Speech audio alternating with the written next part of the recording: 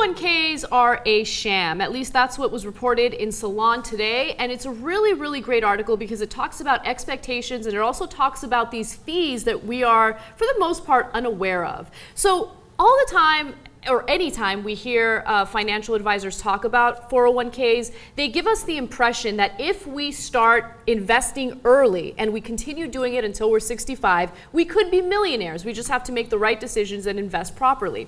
But the reality is, if you are someone who is investing the way that you should be, you'll be lucky if you reach six figures by the time you're 65. And by six figures, I mean around $100,000. So I'm actually not blown away by this. And I know you love this story because you're always worried about how much money you're going to be able to save, et cetera. And I get everybody should be concerned about that.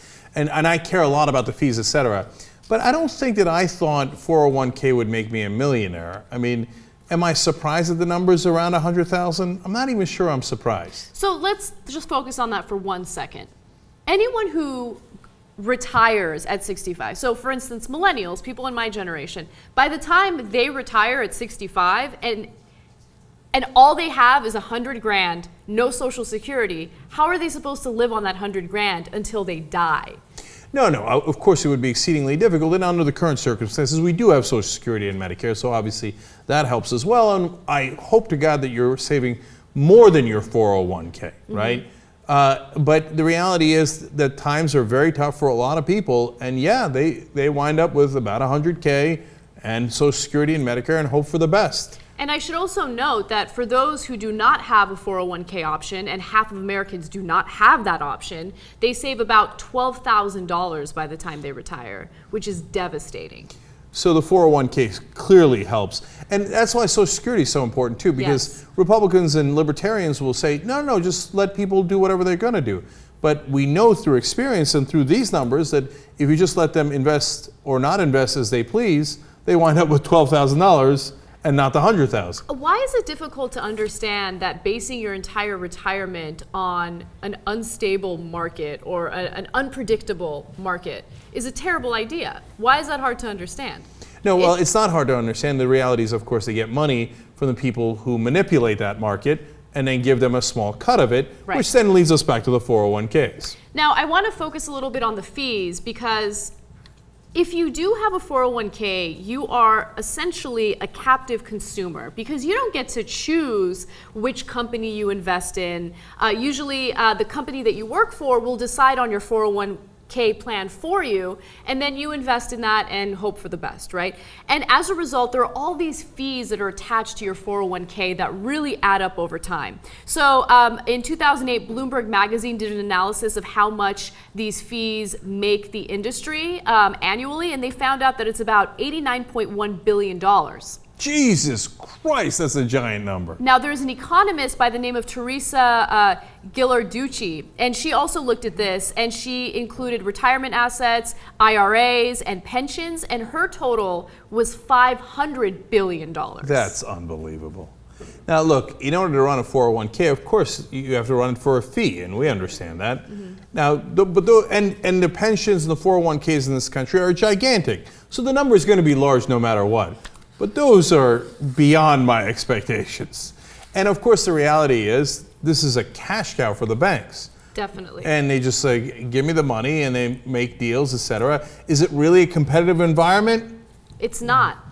It's not a competitive environment. Like, as I said, you are a captive consumer. You have no choice. You have to deal with these fees. And I should also note that when you do have an IRA, oftentimes these financial advisors and people that work in this business will not necessarily give you the best products to invest in, so you can make the most money. The Department of Labor wanted to do certain regulations to prevent that type of activity from happening, and financial advisors are actively lobbying against it, unsurprisingly. So 2 more points here. One is that, yes, the companies theoretically are in a situation where they're in a competitive environment and they could choose among the different pension funds, right? But remember, it's not their money, so they're a little motivated to pick the right pension fund, but if the banker gives them a different incentive that they care more about, it doesn't matter that much how much the pension fund returns to them, because sometimes if they're an employee of the company, it might make a difference to them, but overall it matters a lot more to the employees who don't have a choice. And I just want to quickly give you guys an example that Salon perfectly pointed out, just to show you the difference between what your retirement account could have and what it really ends up with because of these fees. So assume that you're an employee with 35 years to retirement and a current 401k balance of $25,000. If returns on your investment in your account over the next 35 years average 7% and fees and expenses reduce your average returns by 0.5%, your account balance will grow to about $227,000 at retirement. However, if you have fees and expenses that are about 1.5%, which by the way is not rare, your balance will grow only to $163,000. So that 1% difference in fees and expenses would reduce your account balance by 28%. And that entire difference between those two numbers is the money that goes into the banker's pockets instead of your pockets. Exactly. And for one final screwing, and I've talked to people as high as the former managing director of Goldman Sachs, and they say, look, whenever you're going to make a deal and you want to unload your toxic assets, you go to the pensions. And you say, they're the suckers at the table because the guys running the pensions don't care that much because it's not their money. So if you give them a nice golf outing, you give them a vacation, you give them some sort of perks, and then they'll go with whatever deal you want to do. Oh, you want me to invest in your collateralized debt obligations? Why, of course I will. What difference does it make? Mm-hmm.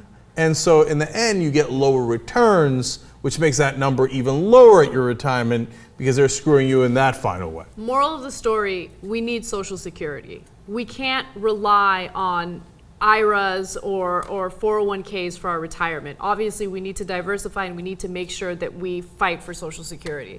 Because that's the one thing that's promised to you. It's not, tied to the market. Yeah, and of course, the Republicans are furiously trying to change that.